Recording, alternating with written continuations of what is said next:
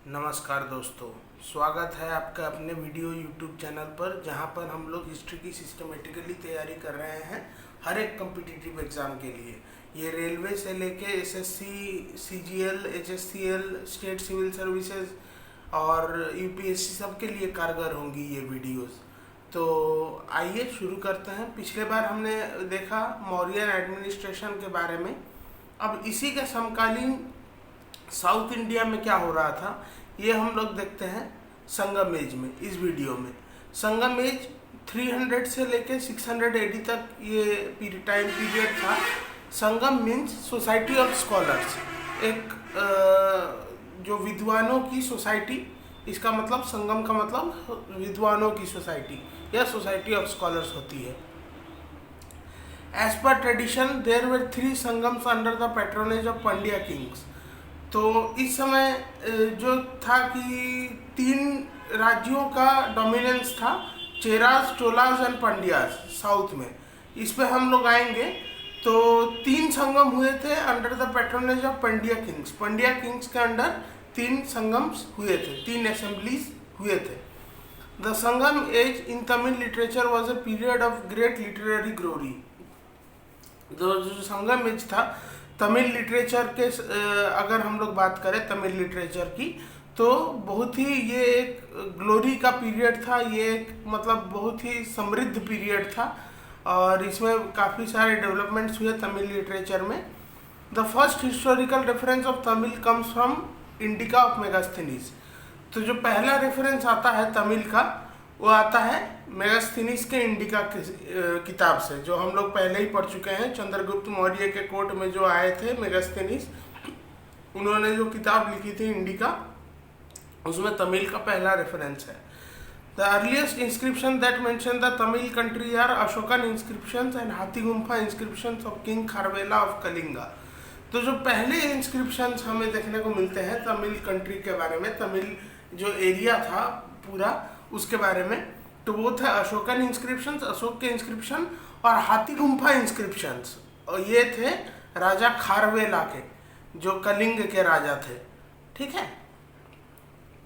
The Sangam age was dominated by 3 dynasties, Chera, Chola and Pandya. तो जो Sangam as था वो 3 डायनेस्टीज उसमें रूल करती थी, चेरा, चोला और पांड्या। अब आता है हम चेरा डायनेस्टी पे।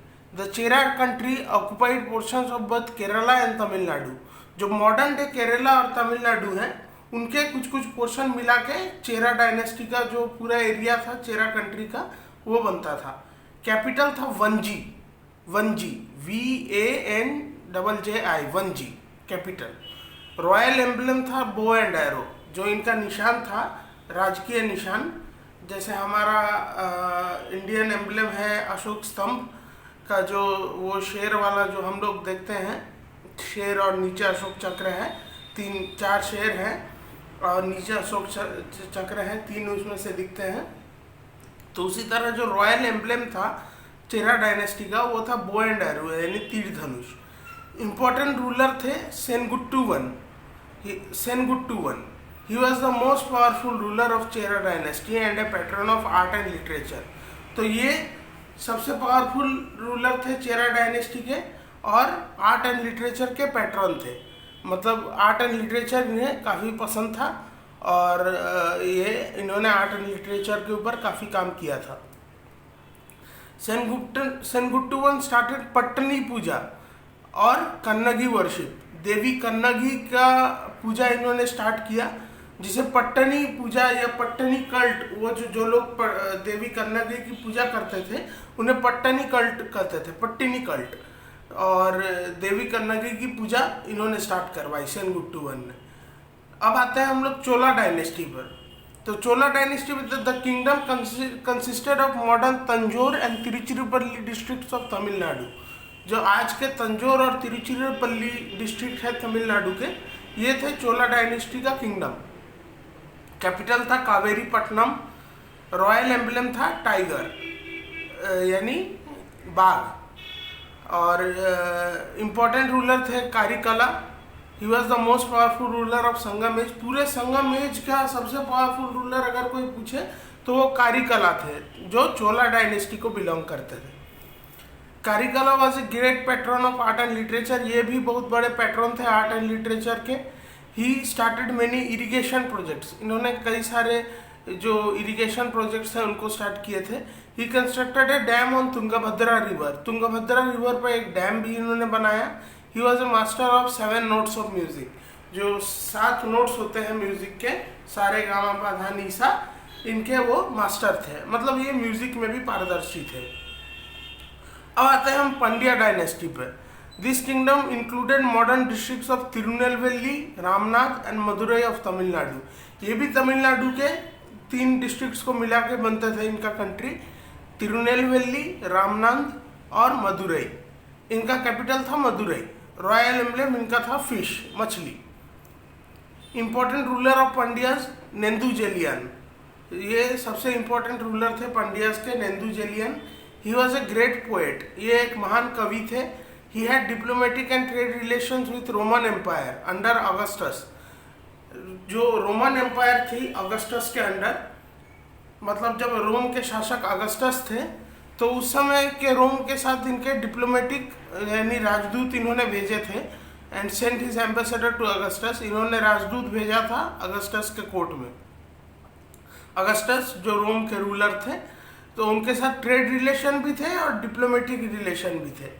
ट्रेड रिलेशन मतलब व्यापार वाणिज्य होता था उनके साथ, और उन्होंने एक राजदूत भी भेजा था ऑगस्टस के कोर्ट में। अब आते हैं हम संगम लिटरेचर पे कि इन 3 संगम में क्या क्या लिटरेचर, क्या क्या मतलब जो कृतियाँ हुई संगम एज की, वो क्या क्या थी। एक तो है शिलापद्दिकरम, रिटन बाय इलांगो अडिगल। इलांगो अडिगल ने ये ग्रंथ लिखा Silappatikaram. It is the story of jewelled anklet. ये पाँव में जो एंकलेट पहनते हैं या जो पायल होती है, तो ज्वेल्ड एंकलेट के बारे में ये एक स्टोरी है। And deals with the characters कोवलन and Madhavi. 2 characters इसमें जो मेन कैरेक्टर्स हैं वो है कोवलन और माधवी, ठीक है। मनी मेखलाई दूसरा सबसे इम्पोर्टेंट लिटरेचर है, Manimekalai. It is written by Sittalai Sattanar. It is the most balanced book of music and drama. Music and drama मतलब संगीत और नाट्य का सबसे बैलेंस्ड बुक है तमिल में ये। It's theme is religious. ये शिलापद्दिकरम का ही नेक्स्ट पार्ट आप इसे कह सकते हैं। उसमें क्या होता है, after the death of Kovalan Madhavi becomes a Buddhist nun. मतलब कोवलन की मृत्यु के बाद माधवी एक बुद्धिस्ट नन बन जाती है, बुद्धिस्ट भिक्षुनी बन जाती है, ठीक है। तो ये है मनी मेखलाई। और आते हैं तीसरे लिटरेचर पे, वो है Tolkappiyam literature. It is written by Tolkappiyar. It is the most renowned book of Tamil grammar and also deals with social, religious and economic conditions of that age. Tolkappiyar जो थे, इन्होंने तमिल ग्रामर की सबसे अच्छी किताब लिखी थी, वो है टोलकाप्पियम लिटरेचर। ये तमिल ग्रामर से डील तो करती ही है, और इसमें सोशल, रिलीजियस और economic conditions of that age के बारे में भी बात किया हुआ है। जो सामाजिक, धार्मिक और आर्थिक व्यवस्थाएं थी उस समय की, वो भी बात की हुई है। और ये सबसे बैलेंस्ड बुक है तमिल ग्रामर के लिए। The 3 Sangams under Pandian patronage. अब जो 3 संगम हुए थे उन्हें हम लोग देख लेते हैं। तो पहला संगम प्लेस था मदुरई, मदुरई में हुआ था। प्रेसिडेंट थे इसके अगस्त्य, ठीक है। अगर पूछे कि फर्स्ट संगम के प्रेसिडेंट कौन थे, तो आंसर होगा अगस्त्य। सेकेंड संगम, अब ये काफ़ी दिनों तक चलते रहते थे। तो इसमें सेकेंड संगम में जो है कि प्लेस तो था कपाटपुरम। कपाटपुरम प्लेस था जहाँ पे ये दूसरा संगम जहाँ हुआ वो प्लेस था कपाटपुरम। और इसमें प्रेसिडेंट्स थे अगस्त्य एंड देन टोलकाप्पियर। पहले अगस्त्य थे और जब वो नहीं रहे तब टोलकाप्पियर इसके प्रेसिडेंट बने, क्योंकि ये काफ़ी दिनों तक चलते रहते थे। तो और तीसरा संगम प्लेस था नॉर्थ मदुरई और प्रेसिडेंट थे नक्कीरार। तीसरा संगम प्लेस नॉर्थ मदुरई और प्रेसिडेंट नक्कीरार। तो ये तीनों संगम को आप याद कर ले एक बार अच्छे से। ज़रूरत पड़े तो मैं वीडियो को बैक कर देता हूँ, इसे आप पॉज करके कहीं लिख लें। First Sangam place Madurai and President Agastya. Second Sangam, place Kapatpuram and presidents were Agastya and then Tolkappiyar. And third Sangam, place था North Madurai and president थे Nakkirar. अब आते हैं हम economic conditions of that age. Agriculture was the mainstay of economy. Agriculture यानी कृषि जो था वही इकोनॉमी का मेन हिस्सा था. The chief product was paddy. चावल जो था, चावल की खेती वो सबसे ज़्यादा होती थी. Carpentry was the common industry. मतलब कारपेंट्री का मतलब आप लोग समझ ही रहे होंगे. कारपेंटर जो लकड़ी को लेके काम करता है, तो लकड़ी की इंडस्ट्री वहाँ सबसे बड़ी इंडस्ट्री थी. The main source of economic prosperity was external trade. External trade यानी जो हमने देखा कि रोम के साथ ट्रेड हो रहा था, इसी तरह और भी ट्रेड होते थे. तो एक्सटर्नल ट्रेड से काफ़ी पैसा आता था. Karur was the centre of Roman trade in Chera kingdom. Chera kingdom में कारूर जो था वो रोमन ट्रेड का सेंटर था. यहाँ पे रोम से ट्रेड होता था. और social division, the society was divided into 4 classes. 4 class थे. क्लास यहाँ पे बात कर रहे हैं, कास्ट की नहीं, ठीक है. रूलर, प्रीस्ट यानी पुरोहित, ट्रेडर्स यानी बिजनेसमैन जो थे, और फार्मर्स. तो राजा, पुरोहित, बिजनेसमैन और फार्मर्स, कृषक, ये 4 क्लासेस थे सोसाइटी के. The position of women was not very good and the life of window is very hard. तो जो औरतों की पोजीशन थी ये बहुत अच्छी नहीं थी और जो विधवा की जो जिंदगी थी वो काफ़ी दुखदायी थी.